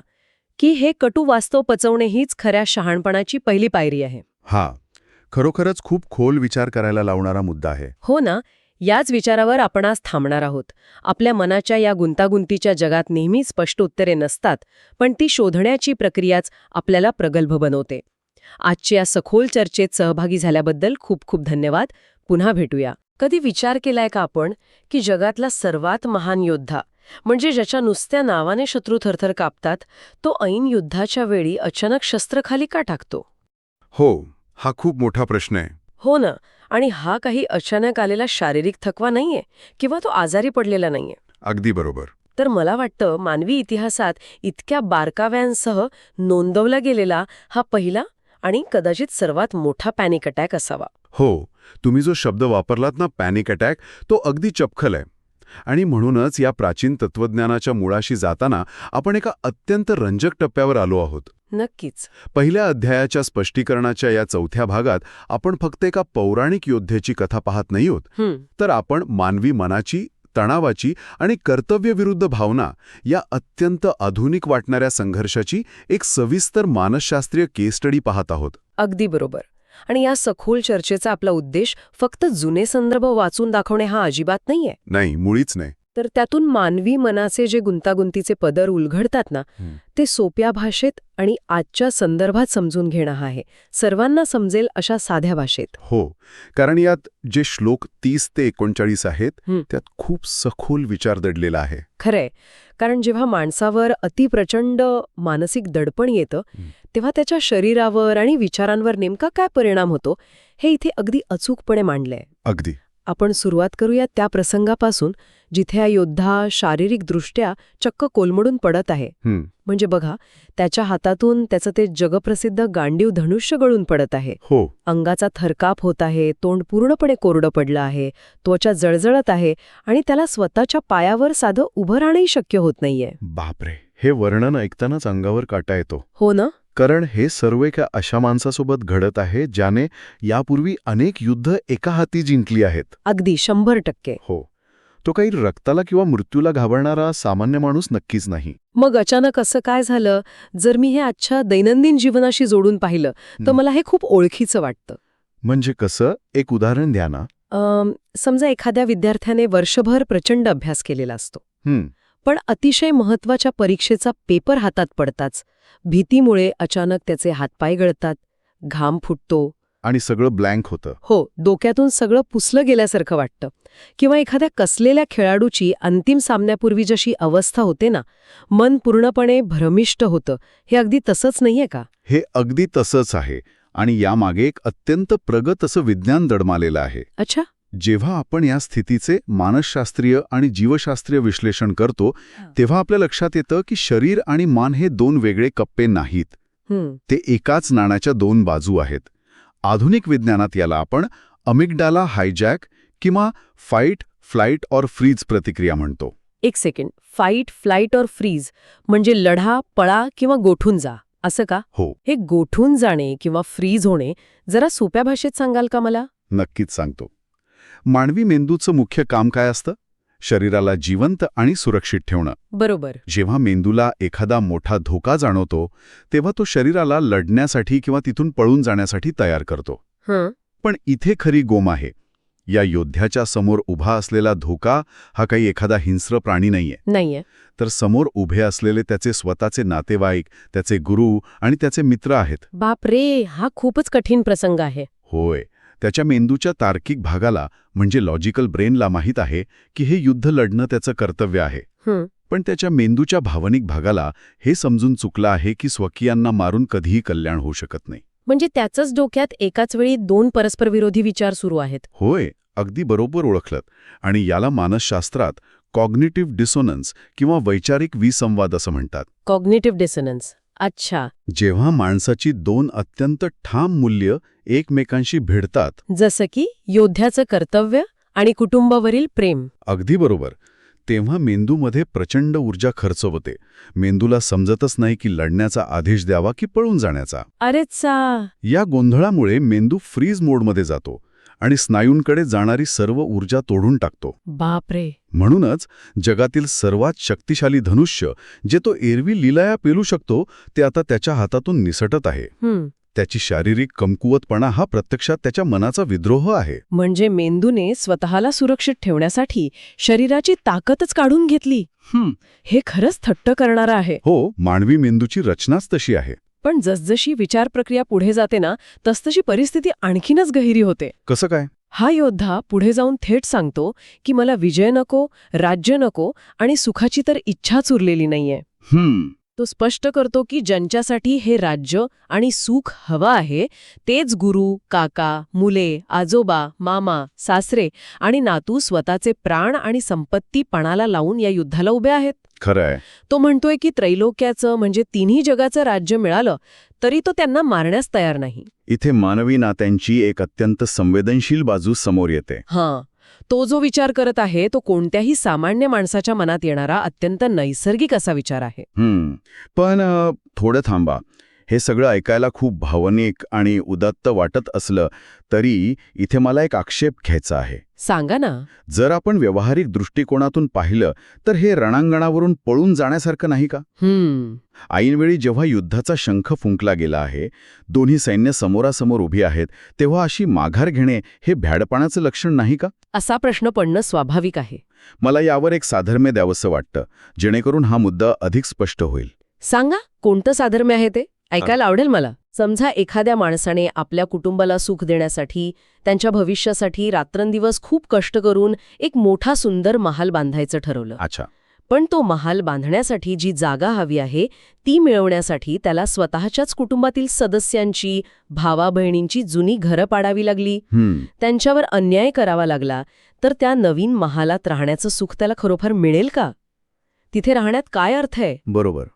पण तरीही त्याने जो प्रकल्प सुरू केला आहे, ज्यासाठी अनेक लोक त्याच्यावर अवलंबून आहेत, तो ऐनवेळी अर्धवट सोडून पळून जाणं हे योग्य आहे का? तुम्ही दिलेले हे महालाचं उदाहरण अत्यंत सार्थ आहे बरं का. आणि ते ह्या प्रश्नाच्या अगदी मुळावर बोट ठेवतं.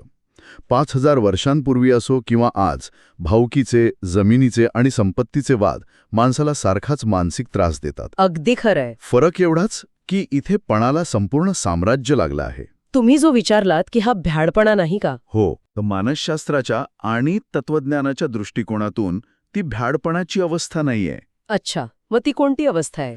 ती एका अत्यंत जागरूक म्हणजे सेल्फ अवेअर माणसाची अवस्था आहे. तो मृत्यूला घाबरलेला नाहीये. तो समोरच्या सैन्याला किंवा शस्त्रांनाही घाबरलेला नाहीये. तो घाबरला आहे ते विजयाच्या किमतीला. विजयाच्या किमतीला म्हणजे यश मिळवल्यानंतर जे हातात उरेल त्या रिकामेपणाला तो घागरलाय असं म्हणायचंय का तुम्हाला? अगदी तसंच. जर विजयाच्या शिखरावर पोचल्यावर तो आनंद वाटून घ्यायला माणसाचे स्वतःचे लोकच उरले नसतील तर त्या विजयाचा अर्थ काय? ज्यांच्यासाठी तो लढत होता तेच जर रक्ताच्या थारोळ्यात पडणार असतील तर पृथ्वीचं काय, पण त्रैलोक्याचं राज्य मिळालं तरीही ती संपत्ती उपभोगणार कोण? प्रश्न तर रास्त आहे. हा विचार केवळ भीतीतून येत नाहीये. हा विचार यशाच्या खऱ्या अर्थाबद्दल आणि मानवी संबंधांच्या मूल्याबद्दल निर्माण झालेल्या एका अत्यंत सखोल प्रश्नातून येतो. हो. तो म्हणतोय की जे यश स्वतःच्या माणसांच्या रक्ताने माखलेलं असेल त्या यशात केवळ शून्यता आणि एक भयंकर अपराधीपणा असेल. बापरे. याला आपण आजच्या भाषेत सर्व्हायव्हर्स गिल्ट म्हणू शकतो, जिथे बाकी सर्व मारले जातात आणि जो वाचतो किंवा जिंकतो त्यांना तो विजय एका ओझ्यासारखा वाटू लागतो. म्हणजे तो नीतिमत्तेच्या एका अशा जाळ्यात अडकला आहे जिथून बाहेर पडणं अशक्य वाटतंय. अगदी बरोबर. आणि हे आपल्याला पुढच्या अत्यंत महत्वाच्या टप्प्याकडे घेऊन जातं. इथे एक नवीनच गुंता निर्माण होतो. कोणता?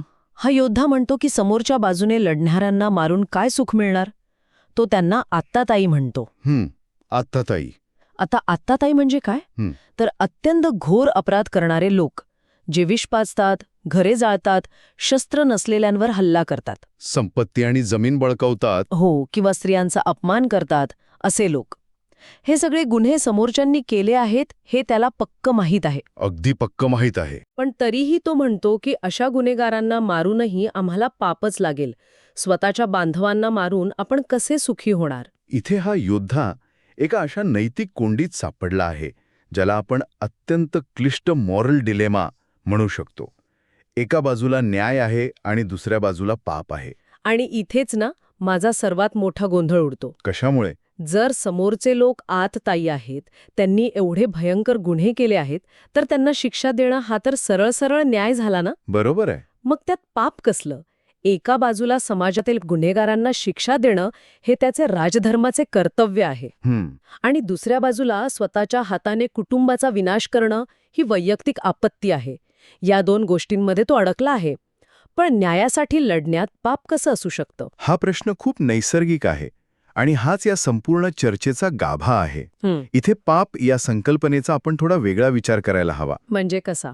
सर्वसामान्यपणे आपण पाप म्हणजे एखादा धार्मिक नियम मोडणे असं समजतो, पण इथे ज्या पापाची भीती व्यक्त केली जात आहे ती आतून वाटणारी टोकाची अपराधीपणाची भावना आहे. अच्छा. मानसिक पातळीवर पाप म्हणजे अशी कृती जी माणसाची आंतरिक शांती कायमची हिरावून घेते. म्हणजे कायदेशीर किंवा सामाजिक न्याय आणि मानसिक शांती या दोन पूर्णपणे वेगळ्या गोष्टी असू शकतात. 100% वेगळे असू शकतात. समाजाचा कायदा किंवा योद्ध्याचा धर्म सांगेल की आताताई लोकांना मारणे योग्य आहे ते राजहिताचे आहे.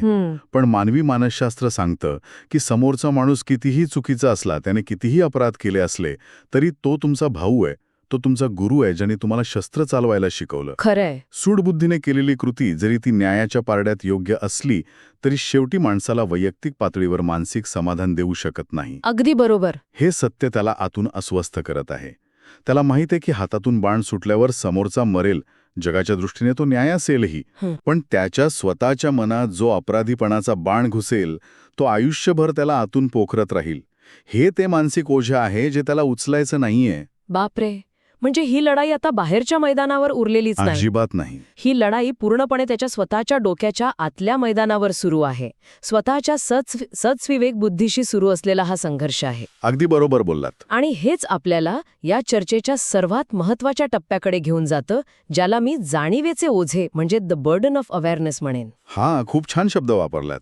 तो म्हणतो की समोरचे जे लोक आहेत त्यांचे मन सत्तेच्या आणि संपत्तीच्या लोभाने आंधळे झाले आहे. हो. त्यामुळे त्यांना कुलक्षय म्हणजे कुटुंबाचा आणि समाजाचा विनाश करण्यात किंवा मित्रांशी विश्वासघात करण्यात कोणताही दोष दिसत नाहीये. अगदी. पण ज्यांना हे सर्व स्पष्ट दिसत आहे, ज्यांना परिणामांची जाणीव आहे, त्यांनी हे पाप का करावे? हा, एका अत्यंत प्रगल्भ माणसाने विचारलेला तर्कशुद्ध प्रश्न आहे बरं का. संवत्सी लोक हे अज्ञानात आणि सत्तेच्या लोभात आहेत. त्यामुळे त्यांना या युद्धाचे पुढचे भयंकर परिणाम दिसत नाहीयेत. पण हा योद्धा ज्ञानसंपन्न आहे, त्याला भविष्य दिसत आहे. मला इथे ना एक कल्पक उदाहरण द्यावंसं वाटतं, जे मला वाटतं या मानसिक परिस्थितीला अगदी चपकल लागू पडेल. हो, नक्की द्या. समजा दोन लोक एका वेगाने जाणाऱ्या गाडीत आहेत आणि समोर एक अत्यंत धोकादायक वळण आहे. अच्छा. जो गाडी चालवतोय त्याने भरपूर मद्यपान केलेला आहे. तो नशेच्या आणि वेगाच्या लोभाने इतका आंधळा झाला आहे की त्याला पुढची खोल दरी दिसतच नाहीये. बापरे. तो बेधडक आणि हसत हसत गाडी चालवत आहे. पण त्याच्या शेजारी बसलेला जो दुसरा प्रवासी आहे, तो मात्र पूर्णपणे शुद्धीत आहे. त्याला परिस्थितीचे भान आहे. आता मला सांगा, त्या दोघांपैकी सर्वात जास्त भीती आणि तणाव कोणाला जाणवत असेल? हे उदाहरण खरंच खूप समर्पक आहे. साहजिकच त्या दोघांपैकी जो प्रवासी शुद्धीत आहे त्याला सर्वात जास्त भीती वाटत असेल. अगदी बरोबर.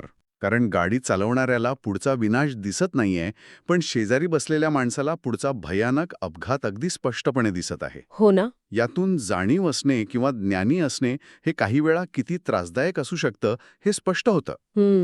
इंग्रजीत एक अत्यंत प्रसिद्ध म्हण आहे ना, इग्नोरन्स इज ब्लिस. म्हणजे अज्ञान हे एक प्रकारचे सुख असते. अगदी तेच. समोरच्या सैन्याची अवस्था त्या दारू पिऊन बेधडक गाडी चालवणाऱ्या चालकासारखी आहे. त्यांना परिणामांची चिंता नाहीये. पण या योद्ध्याची अवस्था त्या शेजारी बसलेल्या शुद्धीतल्या प्रवाशासारखी आहे.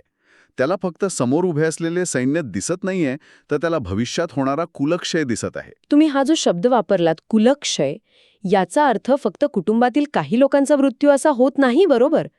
यात संपूर्ण सामाजिक आणि कौटुंबिक व्यवस्थेचा विनाश अभिप्रेत आहे का? होय. आणि हा खूप मोठा दूरदृष्टीचा विचार आहे. अच्छा. जेव्हा एखाद्या मोठ्या युद्धात एकाच पिढीतील सर्व तरुण आणि कर्ते पुरुष मारले जातात, तेव्हा फक्त कुटुंब उद्ध्वस्त होत नाही, तर संपूर्ण समाजाचा समतोल बिघडतो. बापरे, हे खूपच भयानक आहे. अनाथ मुले, निराधार स्त्रिया आणि उद्ध्वस्त झालेली अर्थव्यवस्था, या सर्व गोष्टी समाजाला कित्येक दशके मागे खेचतात. कुटुंबातील संस्कार, परंपरा आणि मूल्ये लयाला जातात. या भविष्यातील भयानक परिणामांची स्पष्ट जाणीव त्याला आत्ताच झाली आहे. म्हणजे तो खूप पुढचा विचार करत आहे. हो. त्यामुळे तो स्वतःलाच विचारत आहे की जर मला या विनाशाची पूर्ण जाणीव आहे, तर मी त्या अडाणी आणि लोभी लोकांसारखं का वागावं? अगदी बरोबर. ज्याला डोळ्यांनी समोर खड्डा स्पष्ट दिसत आहे, त्याने जाणीवपूर्वक त्या खड्ड्यात उडी का मारावी? ज्ञानी माणसाने अज्ञानासारखी कृती का करावी? हा तो अत्यंत सखोल आणि अस्वस्थ करणारा प्रश्न आहे. खरंच, हे ऐकताना अंगावर काटा येतो.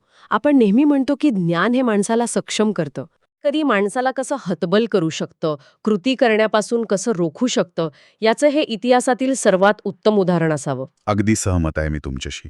आणि म्हणूनच या टप्प्यावर त्याची जी अवस्था झाली आहे, ती केवळ एका योद्ध्याची किंवा शूरवीराची हार नाहीये, तर ती एका अत्यंत संवेदनशील, विचारी आणि संपूर्ण समाजाच्या भल्याचा विचार करणाऱ्या मानवी मनाची घालमेळ आहे.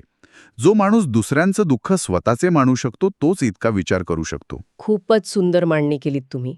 चला तर मग आजच्या या साहित्याच्या आणि मानसशास्त्राच्या चर्चेचा आपण एक गोषवारा घेऊया. नक्कीच. आपण पाहिलं की हे प्राचीन तत्वज्ञान केवळ एका युद्धाची कथा सांगत नाही, तर ती मानवी मनाच्या अत्यंत गुंतागुंतीची आणि तणावाची एक अचूक नोंद आहे.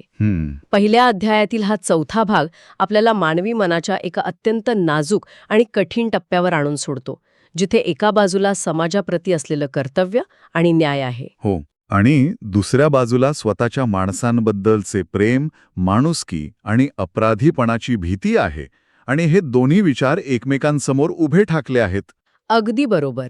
मनाच्या या प्रचंड वैचारिक विसंवादामुळे शरीर साथ देणे सोडून देते. यशाच्या प्रस्थापित व्याख्येवर आणि आनंदावर प्रश्नचिन्ह निर्माण झाले आहे. आणि सर्वात महत्त्वाचं म्हणजे ज्ञानाचे किंवा जाणीवेचे ओझे पेलवणे कठीण होऊन बसले आहे. होय, आणि या सर्व वैचारिक वादळामुळे एक अशी पोकळी निर्माण झाली आहे जिथे जुने नियम काम करत नाहीये आणि नवीन मार्ग सापडत नाहीये. जेव्हा माणसाची स्वतःची बुद्धी आणि तर्कशास्त्र त्याला उत्तर देऊ शकत नाही, तेव्हाच त्याला खऱ्या मार्गदर्शनाची गरज भासू लागते. बरोबर. आणि इथेच आपण आज थांबणार आहोत. पण जाता जाता या अत्यंत सखोल स्रोतांवर आधारित एक विचार करण्याजोगी गोष्ट श्रोत्यांसमोर ठेवायची आहे. हो, नक्की. आपण सुरुवातीला बघितलं की माणसाचे शरीर आणि मन हे कसे जोडलेले आहेत, आणि जेव्हा मन हार मानते तेव्हा शरीर कसे कोलमडते. पण ह्यातून एक अत्यंत ज्वलंत प्रश्न निर्माण होतो.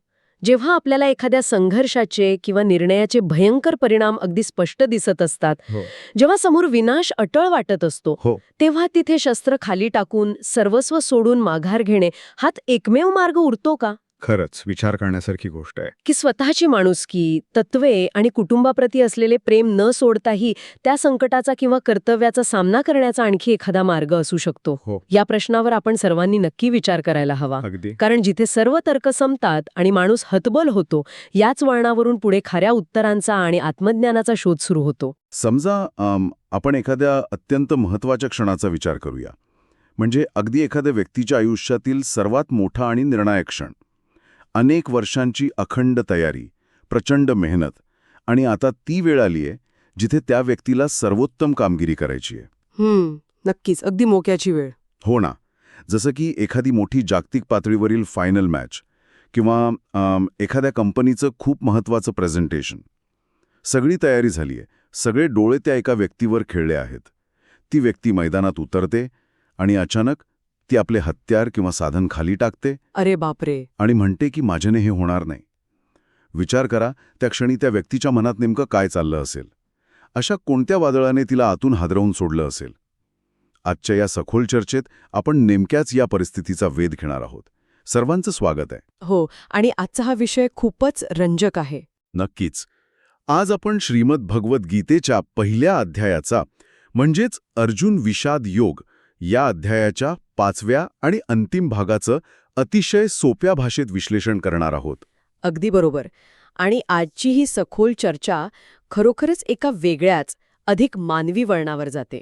म्हणजे बघा, आपण नेहमी युद्धाच्या भव्य कथा ऐकतो, जिथे शूरवीर लढतात, जिंकतात किंवा वीरमरण पत्करतात.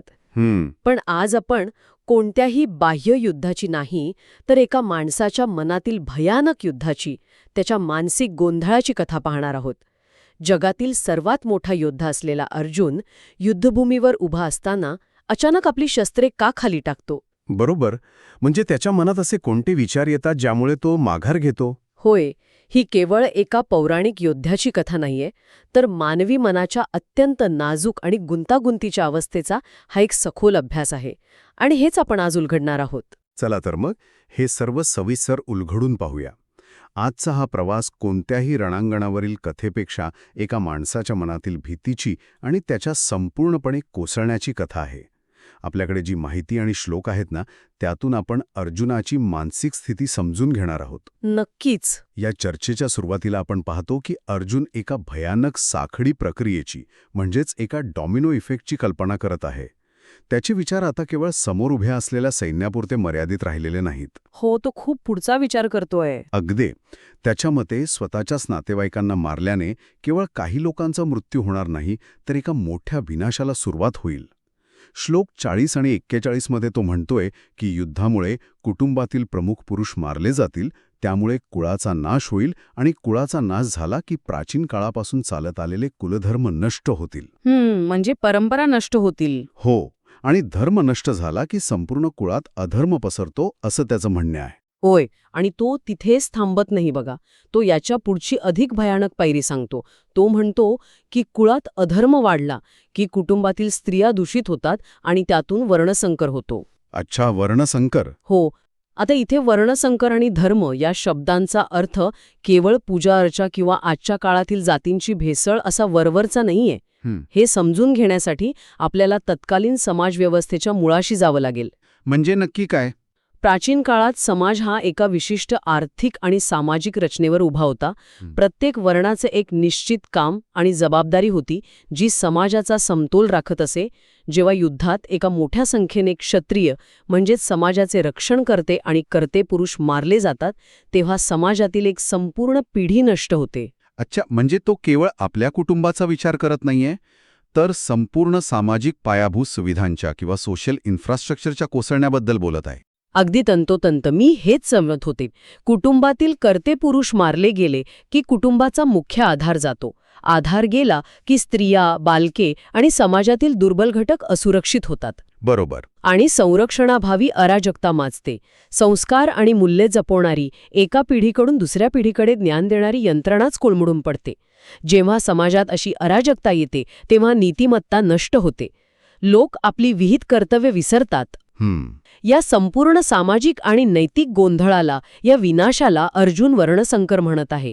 त्याला भीती आहे की या युद्धामुळे केवळ माणसे मरणार नाहीत, तर एक संपूर्ण संस्कृती रसातळाला जाईल. बापरे, हे अगदी एखाद्या लोकरीच्या स्वेटरच्या धाग्यासारखं आहे ना? हो, छान उदाहरण आहे हे. जसं स्वेटरचा एक छोटासा धागा आपण ओढला की आपल्याला वाटतं फक्त तो धागाच बाहेर येईल, पण हळूहळू संपूर्ण स्वेटर उसवत जातो आणि त्याचं अस्तित्वच संपतं. अगदी तसंच. अर्जुनाला अगदी तसंच वाटतंय की युद्धाच्या या एका निर्णयामुळे, बाण चालवण्याच्या या एका धाग्यामुळे संपूर्ण समाजव्यवस्था, नीतिमत्ता आणि परंपरांचं हे हजारो वर्षांपासून विणलेलं सुंदर स्वेटर कायमचं उसवून जाईल. हो, बरोबर. पण इथे एक अत्यंत महत्त्वाचा प्रश्न निर्माण होतो बघा.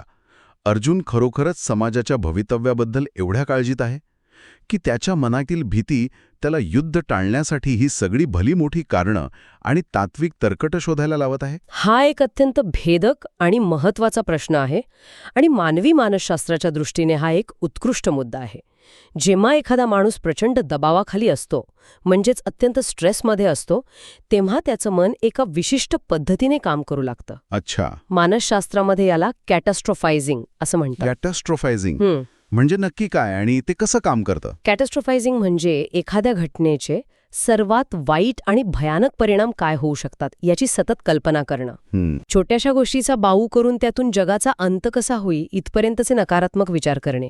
आता अर्जुनाच्या बाबतीत हे कसं घडतंय ते पहा. अर्जुन केवळ समोर उभं असलेलं सैन्य आणि आजचे युद्ध पाहत नाहीये. बरोबर, तो खूप पुढचा पाहतोय. हो, तो आजपासून 100 वर्षानंतरच्या सामाजिक परिणामांची भीती बाळगून आहे. तो असा विचार करत आहे की मी बाण चालवला तर माझा भाऊ मरेल, तो मेला की त्याचं कुटुंब उद्ध्वस्त होईल, कुटुंब उद्ध्वस्त झालं की समाज बिघडेल, समाज बिघडला की संपूर्ण जगाचा विनाश होईल. अरे देवा, केवढी मोठी साखळी.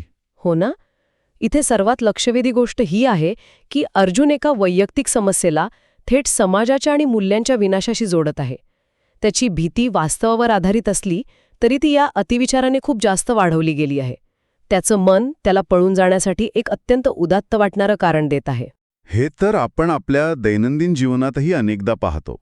समजा एखाद्या विद्यार्थ्याला एखाद्या परीक्षेत कमी मार्क मिळाले तर तो विचार करू लागतो की आता मला चांगल्या कॉलेजला ॲडमिशन मिळणार नाही, मग मला चांगली नोकरी मिळणार नाही, मग माझं आयुष्यच उद्ध्वस्त होईल. अगदी बरोबर. म्हणजे तो एका परीक्षेतील अपयशावरून थेट आयुष्याच्या विनाशापर्यंत पोचतो. अर्जुनाची स्थिती अगदी तशीच झाली आहे. तो ओव्हरथिंकिंगच्या एका भयानक चक्रव्यूहात अडकलाय. हो, आणि या अतिविचारामुळेच तो आता आणखी खोल दुःखात बुडत जातो. आतापर्यंत तो फक्त भविष्यातील जिवंत लोकांची चिंता करत होता, पण त्याचा हा कॅटास्ट्रोफायझिंगचा वेग एवढा प्रचंड आहे की आता तो काळाच्या मागेही जातो. काळाच्या मागे म्हणजे तो आता केवळ जिवंत लोकांच्याच नाही तर मृत पूर्वजांच्या भवितव्याचीही चिंता करू लागतो. हो, श्लोक 42 ते 44 मध्ये आपण पाहतो की तो म्हणतोय या वर्णसंकर आणि गोंधळामुळे केवळ इथल्या समाजाचंच नाही तर पूर्वजांचंही नुकसान होते. श्राद्ध आणि जलतर्पण म्हणजेच पूर्वजांना पिंडदान आणि पाणी देणे यांसारख्या क्रिया थांबल्यामुळे पूर्वज अधोगतीला जातात आणि ज्यांच्यामुळे हा कुळाचा नाश होतो ते आणि संपूर्ण कुळ थेट नरकात जाते. म्हणजे त्याची भीती आता केवळ पृथ्वीवर राहिलेली नाहीये, ती थेट परलोकात पोचली आहे. बरोबर. तत्कालीन समजुतीनुसार मृतपूर्वजांचा प्रवास हा जिवंत वंशजांनी केलेल्या श्राद्ध आणि तर्पणावर अवलंबून असतो. जर वंशजच नीतिमत्ता विसरले किंवा मारले गेले तर पूर्वजांना अन्नपाणी कोण देणार? ते अतृप्त राहतील आणि अधोगतीला जातील असं त्याला वाटतं. हो, तो स्पष्टपणे म्हणतो की या दोषामुळे परंपरागत जातीधर्म आणि कुलधर्म कायमचे उद्ध्वस्त होतात आणि असे लोक कायमचे नरकातच जातात. आता इथे एक गोष्ट नोंद घेण्यासारखी आहे. हे सगळे सांगताना तो एका विशिष्ट शब्दाचा वापर करतो. तो म्हणतो, असे आम्ही ऐकत आलो आहोत. एक मिनिट, इथेच मला तुम्हाला थांबवायचंय, कारण इथे एक मोठा विरोधाभास मला जाणवतोय.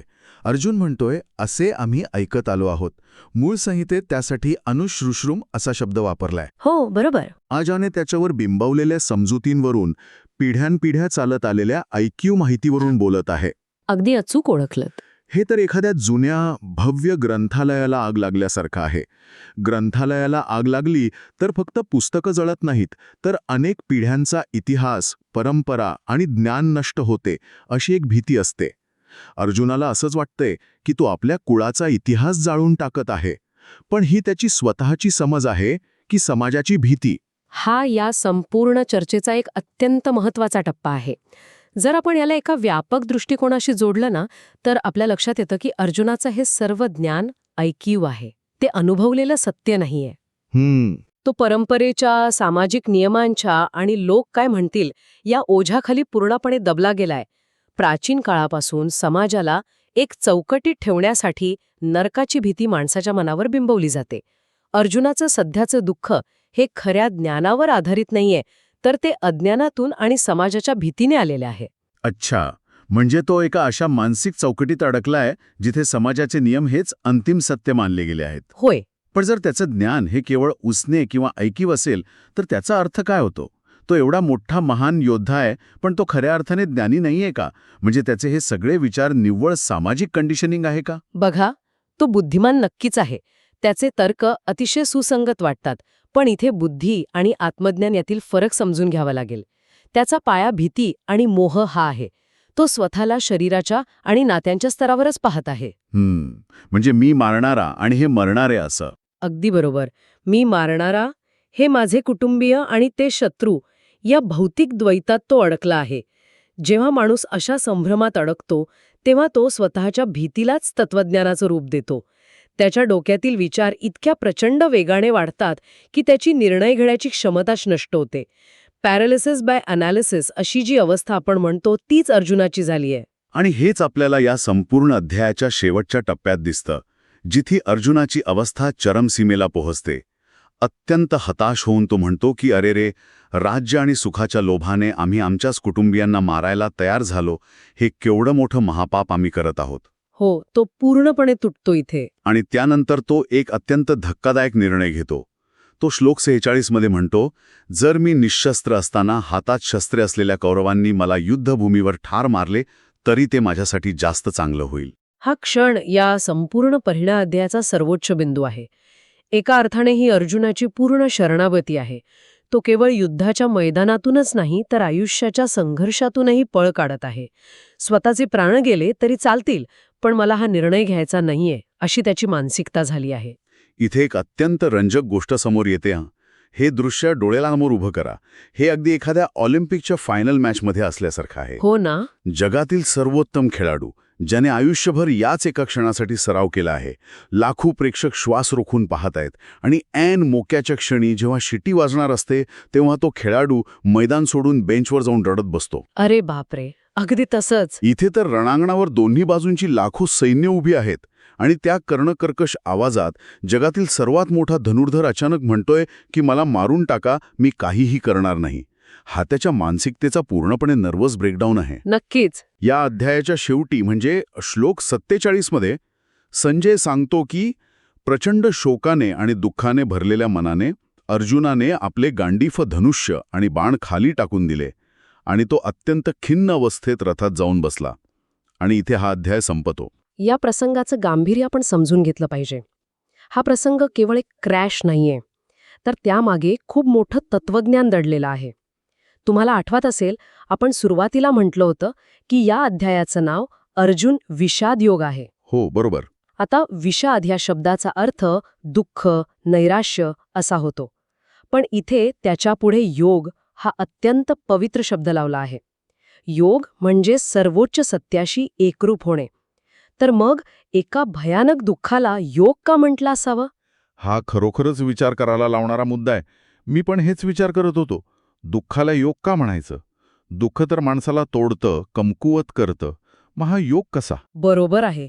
पण इथे एक वेगळीच आध्यात्मिक प्रक्रिया घडत आहे. अर्जुनाच्या या टोकाच्या दुःखामुळेच त्याचा अहंकार गळून पडला. मी एक महान योद्धा आहे, मला सर्व काही समजतं, हा जो मानवी गर्वाचा फुगा असतो तो या नैराश्यामुळे फुटला. अच्छा. जोपर्यंत माणसाला वाटतं की त्याला सर्व काही येतं, तोपर्यंत तो नवीन काहीही शिकू शकत नाही. जर पेला आधीच पाण्याने पूर्ण भरलेला असेल तर तुम्ही त्यात आणखी पाणी ओतू शकत नाही. ते सांडून जाईल. अगदी नवे ज्ञान ग्रहण करण्यासाठी तो पेला रिकामा असावा लागतो. अर्जुनाचा हा विषाद, हे हताश होणे, तो स्वतःला आतून पूर्णपणे रिकामा करण्याची प्रक्रिया होती. गीतेचे सर्वोच्च ज्ञान सुरू होण्यासाठी अर्जुनाचे हे कोलंबडणे अत्यंत आवश्यक होते. म्हणूनच हा केवळ विषाद नसून तो खऱ्या ज्ञानाकडे जाणारा योग आहे. बापरे, हे अफाट आहे. याचा अर्थ त्याचा तो भयानक ब्रेकडाऊन हा खऱ्या अर्थाने एक ब्रेक थ्रू होता. अगदी बरोबर. जोपर्यंत आपण आपल्या मर्यादा मान्य करत नाही, जोपर्यंत आपण पूर्ण शरण जाऊन स्वीकारत नाही की मला मदतीची गरज आहे, तोपर्यंत खऱ्या ज्ञानाची सुरुवातच होऊ शकत नाही. आणि अर्जुनाने आपले सर्वात प्रिय शस्त्र खाली टाकून खऱ्या अर्थाने ती पहिली पायरी गाठली. अगदी तंतोतंत. जेव्हा आपली सर्व तथागतित बुद्धिमत्ता अपयशी ठरते, तेव्हाच आपण खऱ्या ज्ञानापुढे नतमस्तक होतो. अर्जुनाने धनुष्य खाली टाकलं, पण त्याच क्षणी त्याने अज्ञानाचे ओझेही खाली टाकले. हे वरवर पाहता मोठा पराभव वाटतो, पण आध्यात्मिकदृष्ट्या ती एक नवीन सुरुवात होती. आजच्या या सखोल चर्चेतून आपण खरोखरच एका वेगळ्या विश्वाची सफर केली. आपण पाहिलं की कसा एक महान योद्धा केवळ ओव्हरथिंकिंगने स्वतःचे आजचे कर्तव्य विसरतो. त्याची भीती कशी समाजाच्या उसने घेतलेल्या संकल्पनांमध्ये गुंफलेली आहे. हो, आणि हे फक्त 5000 वर्षांपूर्वीच्या अर्जुनाचं नाही, तर हे आपल्या सर्वांचं प्रातिनिधिक रूप आहे. आपणही कठीण प्रसंगांमध्ये असेच गोंधळून जातो. अगदी खरंय. आपण पुढे काय होईल आणि लोक काय म्हणतील या भीतीनं समोर उभं असलेलं महत्वाचं काम सोडून देतो. आपणच स्वतःच्या हातानं आपले धनुष्यबाण खाली टाकतो. हो ना, पण आज आपण शिकलो की असा गोंधळ ओढणं हे अत्यंत नैसर्गिक आहे. आणि सर्वात महत्वाचं म्हणजे ते दुःख ही प्रवासाची शेवटची पायरी नाहीये, ती तर ज्ञानाच्या प्रवासाची सुरुवात आहे. नक्कीच. जाता जाता एका नवीन आणि वेगळ्याच विचार करण्यासारख्या गोष्टीवर लक्ष केंद्रित करूया. अर्जुनानं कुलधर्म आणि परंपरा नष्ट होतील या भीतीने युद्ध नाकारलं. आजच्या काळात आपल्या आधुनिक जीवनाकडे पहा. आपण आजच्या जगात अशा कोणत्या जुन्या समजुतींचे आणि समाज काय म्हणेल या भीतीचे ओझे अकारण वाहत आहोत? खूप महत्वाचा प्रश्न आहे हा. अशा कोणत्या चुकीच्या परंपरा किंवा भीती आहेत ज्यांना आपण कवटाळून बसलो आहोत आणि ज्यामुळे आपण आपलं आजचं धर्मयुद्ध लढण्यास कचरत आहोत? आपली ही स्वतःची कंडिशनिंग आपण कधी ओळखणार आणि कधी खाली ठेवणार? या प्रश्नावर नक्की विचार करा. विचार करत रहा, नवनवीन गोष्टी शिकत रहा. आजची ही सखोल चर्चा आपण इथेच थांबवत आहोत. पुन्हा भेटूया अशाच एका नव्या आणि रंजक विषयाच्या प्रवासात. तोपर्यंत धन्यवाद.